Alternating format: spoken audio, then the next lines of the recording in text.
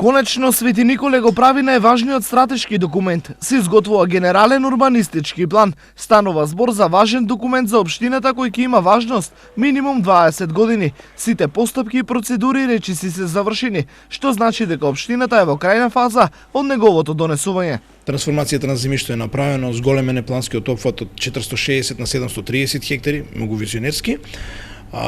Понатаму добиена е согласност од Агенцијата за просторно планирање, недостасува уште еден дел од геометрите, утре имам податок дека ќе го добиеме и тоа, и одиме со една тематска расправа за што и каде би било во парцелите и нормално конечно финално донесување на генерален урбанистички план. Во меѓувреме, општината донесе 14 детални урбанистички планови, што е голема заложба и успех за мала општина.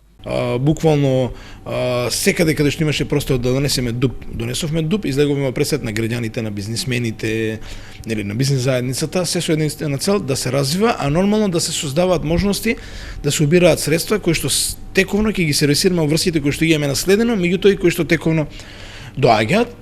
Со промената на генералниот урбанистички план се предвидува целосна промена на централното градско јадро и старата чаршија. Исто така, се предвидува изградба на нови опремени паркови со цел подобрување на амбиентот за живење во оваа општина. Генералниот урбанистички план на Свети Николе промени нема претрпено 4 децении назад.